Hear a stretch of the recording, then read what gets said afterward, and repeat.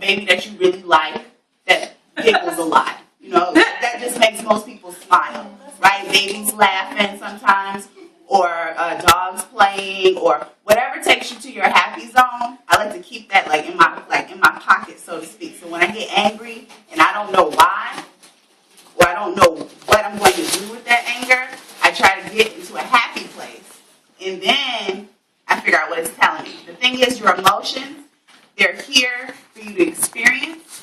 There's nothing wrong with being happy. There's nothing wrong with being angry. The trick is to find out what that happiness and that anger is telling you to do. Like, what is going to happen next? Like, you can be angry and want to put your hands on someone physically, but you know that's not necessarily the best choice. But you know that being angry means that you need to speak up for yourself, that maybe there's something you're disagreeing with, and that it needs to be corrected, right? Not putting your hand on somebody, you know what I mean? But you know that maybe you need to talk or solve your conflict, and that's all that emotions will do. I got a question. How could you take the bad attitude energy?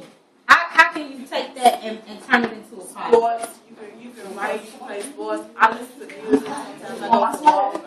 And sometimes you can listen to angry music. Yeah. And it'll get it out. Or you can listen to loud music. Exactly. Whatever works. Whatever. I talk to myself and I run. Running is relaxing. I agree. Running is I go good. to sleep. What other ways? I like that one. You can scream in your pillow. Hey, that again. What other ways do you guys? How do you guys deal with it? I put everything on Facebook. Oh no. She just tweeted. Girl, you need a journal. You get a journal, then you. What you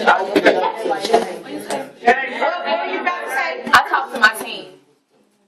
And that's normally how we vent. We always have our little talk sessions to get things off our chest, and that's how we get it out. And honestly, there's nothing wrong with venting. There's nothing wrong sometimes with yelling and screaming, as long as at the end you hug and you make up and you kiss. There's nothing wrong with that. There's nothing wrong. Friends are gonna do that. Family, you're gonna fight. You're gonna argue. There's nothing wrong with that. But at the end of the day, the best thing to get out of that is to walk away with something positive. No matter what. Some type of solution. You can have your opinion, they can have their opinion. As long as you walk away and y'all still love each other and it's all good.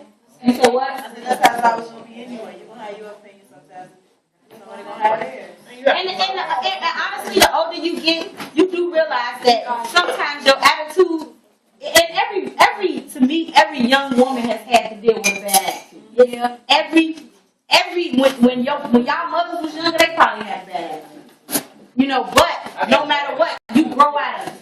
You grow out of it because you realize that life is more than you just walking around feeling bad or feeling a certain way. Life is bigger than that. When I was 17, I got a chance to go to London. You think I had attitude about that? No. Heck, no, I was happy. But when I got home, I was mad because I wasn't ready to come home. But the thing is that you don't want to lock yourself into a box by walking around either looking a certain way or feeling a certain way. So yeah, you can be mad, you can be angry, you can be all of that. But also the way sometimes you carry yourself, you got to think about how other people are perceiving you. Not saying you got to care what they think, but you got to think if you go into a job interview and you just naturally have a mean look, you might actually have to switch it up a little bit to be like even in your body, you know how you sit. You might have to perk up a little bit just to show that confidence. If you're walking around, but if your face is just, if you just got a hard face, you might have to work on your face a little bit. You might have to get in the mirror and be like, and make all these weird faces to figure out how you can look normal. Like, I don't want to look like I got an attitude all the time, or I don't want to look mean or like I'm mad all the time, because half the time, how often are you mad? Every day. When you mad every day though? Being angry is rare. You know what? You gotta think it's people worse off than you. It's people that dropped out of school and ain't doing nothing with their life. You graduated, you in school, you got a lot going on. You gotta keep it going. So what you got? You don't got time to be mad. And then I just want to like throw that out there. I just want to throw out there too. I understand it's not just you guys all the time. Like for some people, if you're just always, your feelings are always hurt, somebody's always picking you off, you're always irritated, it's not always them. So you just have a personal problem, you're a miserable person, and that's unhealthy. But also, it's your environment. If you hang in a certain environment all the time, you kind of tend to become that environment. You can't stay in that environment. Take yourself out of there. Hop on the train, go to Wicker Park, walking around, sit in the park, something. Do something out of your comfort zone. Because seriously, if you're always in this neighborhood where people are always fighting and gossiping and backbiting, aren't really trying to get ahead and do anything, that's exactly what you become. What you feel, you manifest physically and period in your life. You manifest everything that you feel like, and where you are becomes who you are and what you do. And to piggyback what she... Excuse me. She said, The baby had her hand up. Oh, I'm sorry, you could be next. Oh, no, you was before. That's that mother. You number 3. Go ahead, Kiki girl. I was gonna say I don't be mad all the time, but I don't like people to like take my kindness for weakness. Okay, that's, yeah. I think I'm too nice to people too. So. And it's hard. It's hard because people will do that. People will feel like, well, she won't say no. But you have to start saying no. You have to start saying no. You don't have to be nasty about it, but you have to be like, okay, look, I'm not the only person you know to ask to do this favor, yada, yada, yada. You have to say no. You can't always be, because I'm too nice. But I have learned that I have to just be like, no. and when you say no, they still, I hate to hurt people's feelings. You got to that's the thing. Too many feelings, no feelings. If you say yeah to people a lot, like the first time you say no, they think you petty or they think you wrong for that. And that means they're nothing but freaking freeloaders. Exactly. So tell like it is. You're a freeloader. And somebody take you for granted. That's true a lot. What I was going to say is that one thing that sometimes I find helps is to remember that every person has what's called free will, right? So really, no one person can make you feel anything.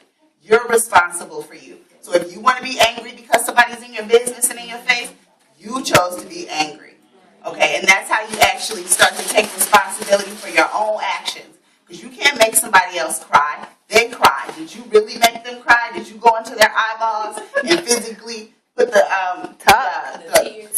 put the hormones out there that actually make them cry? No. Could somebody actually physically make you cry and hurt your feelings? No. You armor yourself accordingly to your own surroundings and what needs to be done. So remember that it's always your choice. So you ain't got Say that.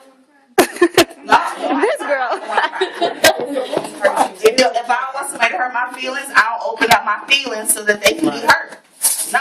But if you want to expose yourself, expose yourself. what somebody really make you mad and you cry, but you ain't trying to cry, but you just sometimes Right, the tears do fall. the tears fall. But the point is just that, okay, what they said affected you emotionally, that had you have that emotional reaction. It's like how much you choose to let it affect you is what she's saying. Like you can't control if you cry. Somebody pisses you off to the extent I get so pissed off I want to physically fight. That makes me cry because I can't. I'm not gonna fight this person because it's unnecessary to get into a physical altercation over every little thing. So it makes me that upset that it actually has a physical effect on me where I get angry and I cry because I'm like, why would you even like push that button in me and cause me to react that way? I want her to talk next. But the older you get, fighting looks real stupid when you're 25. Y'all ever seen a grown person on the block fighting? And it looks stupid? Yeah. Like, what are they fighting for? At the end of the day, they still got, when you done with all of that, you still got issues and problems. So why even take it there? And then next thing, if somebody end up hurt in the hospital, then that's a whole nother problem. So, go ahead. Well, man, kind of touch base on what he said. One thing that really, as a young person, a lot of people misjudged me, but I liked it because they made me like that bad person. But the thing about it, what got me really to be who I am, is that I was determined to prove them wrong. You know, they always tell you you're nobody, you're not going to be anything. I didn't have children after 25. You know, you have a lot of babies. Everything they told me was going to happen, I was determined to focus on being better than what they said. But I also felt a comfort zone in being that mean, bitter person. Even though down inside You wasn't like that. I wasn't. But what woke me up, like I said, that mirror is something my children, when I became a parent, my daughter was like, Mom, do you think anybody will come to your funeral? Wow. I was like, I don't care, I'm gonna be dead. But then when she left from out in front of me, that really hit me. Oh my God, from that day I changed my life around. You know, it's not so much about my funeral, but the people around me and what I've learned and my upbringing. So And really, you guys don't even know who you guys might affect, even at this age. You don't know what you might say to somebody that actually might affect them. There are kids and that you might be mean to that might go home and be suicidal. And you never know.